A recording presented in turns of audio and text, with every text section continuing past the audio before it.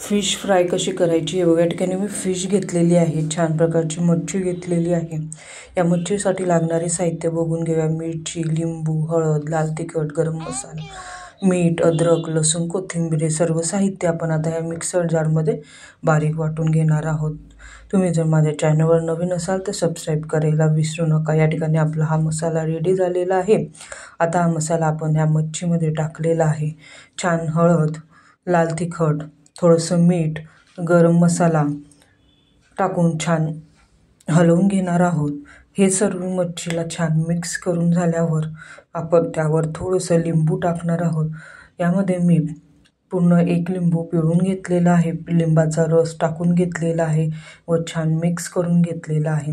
Mix करून झाल्यानंतर आता एक बंद डब्यामध्ये या मच्छीला आपण आता काढून घेणार आहोत व 2 तासासाठी फ्रीजमध्ये झाकून ठेवून देणार आहोत. 2 तासानंतर बाहेर काढल्यावर मच्छी ही छान आपली मॅरिनेट झालेली आहे. त्याला छान पद्धतीने मसाला हा सर्व ठिकाणी छान मुरलेला आहे, छान लागलेला आहे.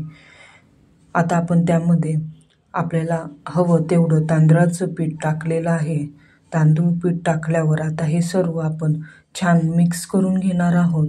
मिक्स हे करताना आता फ्रीजमधनं काढल्यावर याला दाबून मिक्स करायचं नाही तर अलगद मिक्स करायचं. जर दाबून मिक्स केलं तर त्याचे बारीक बारीक काप पडतात. आता आपण तव्यावरती थोडंसं तेल टाकलेलं आहे व आता त्यावर आपण ही मच्छी ठेवलेली आहे. आता आपण त्याला मंद आचेवर 10 मिनटं छान फ्राय करून घेणार आहोत.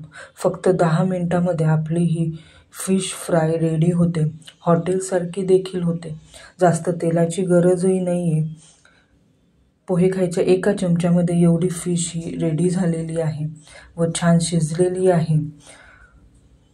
तुम्हाला ही माझी रेसिपी कशी वाटली हे मला कमेंट्स बॉक्समध्ये सांगायला विसरू नका व बेल आयकॉन दाबायला विसरू नका, जेणेकरून नवनवीन व्हिडिओ जे मी टाकणार आहे ते सर्वप्रथम तुम्हाला बघायला मिळतील. आता ही आपली फिश रेडी झालेली आहे. आपण ती आता एका ताटामध्ये काढून घेतलेली आहे. आपण पाहू शकता की छान शिजलेली आहे, कुरकुरीत झालेली आहे व छान वास देखील येत आहे. आता आपण त्यावर सजावटीसाठी छान कोथिंबीर टाकलेली आहे व आपली स्वाद वाढवण्यासाठी देखील कोथिंबीरीचा वापर आपण या ठिकाणी केलेला आहे. आपल्याला ही रेसिपी कशी वाटली हे मला नक्की कमेंट्स बॉक्समध्ये सांगा. थँक्यू सो मच व तुम्ही देखील बनवून